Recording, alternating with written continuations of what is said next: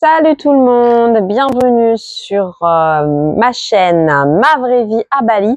Et dans ma vraie vie à Bali, j'ai des vrais soucis de maman parfois, ou des vrais trucs de la vraie vie dans la réalité. Avec quand on a un corps, des fois on a des bobos.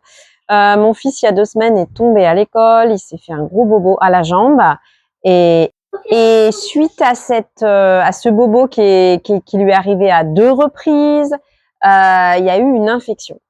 Je vous la fais courte, mais je me suis inquiétée parce que c'était rouge, c'était enflé. Je l'ai emmené à la clinique, etc. Et ce qui a le plus aidé, voilà, je veux faire un point aujourd'hui sur des choses toutes simples qui aident, c'est que je lui ai pris de la vitamine C. Je l'ai supplémenté en, vitamine C high doses.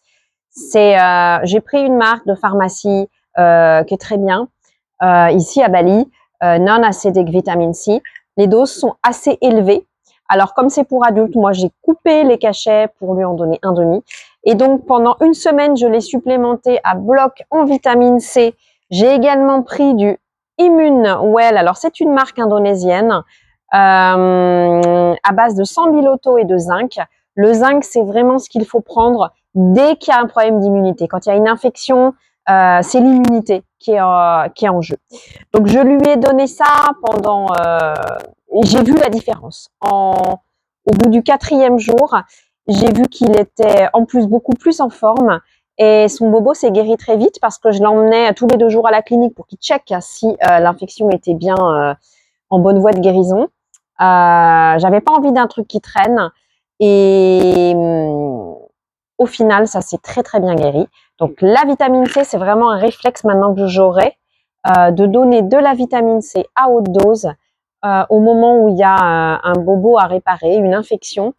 Ça peut être aussi un problème de grippe, de rhume qui traîne, de laryngite, de beaucoup de choses en fait qui sont à propos de terrain immunitaire. Supplémenter en vitamine C de manière, alors je vais dire à haute dose, après il faut pas non plus dépasser les doses. Là j'ai vérifié de donner une dose qui reste quand même correcte. Le zinc c'est top et là sambiloto c'est extraordinaire, le sambiloto. J'en ai eu, franchement je pense j'en ai eu pour 3 € chaque truc. Il n'y a pas besoin de dépenser des fortunes, c'est des trucs qui coûtent pas cher en pharmacie ou en magasin bio. Et je voulais faire un point aussi, j'ai des amis qui m'ont dit qu'ils dormaient très mal et je voulais lui envoyer des photos de ce que j'ai pris moi. J'aime bien prendre de temps en temps de l'ashwagandha quand je sens que j'ai une période où j'ai pas mal de trucs à faire. Et l'ashwagandha, c'est vraiment un régulateur du système nerveux. C'est une plante, il n'y a pas d'effet secondaire négatif, c'est bon et ça vient calmer le système nerveux.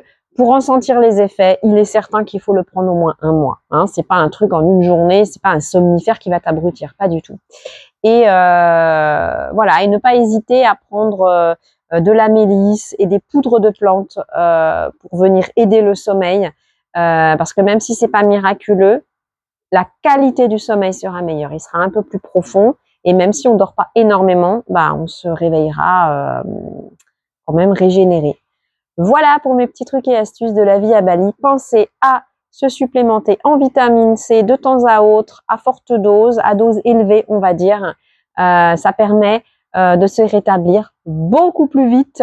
Je le vois, d'ailleurs, mon fils avait commencé à tousser un petit peu. Mais en 3 jours, c'était réglé. Et je vois qu'il pète le feu. Allez, ciao, sampai jumpa lagi.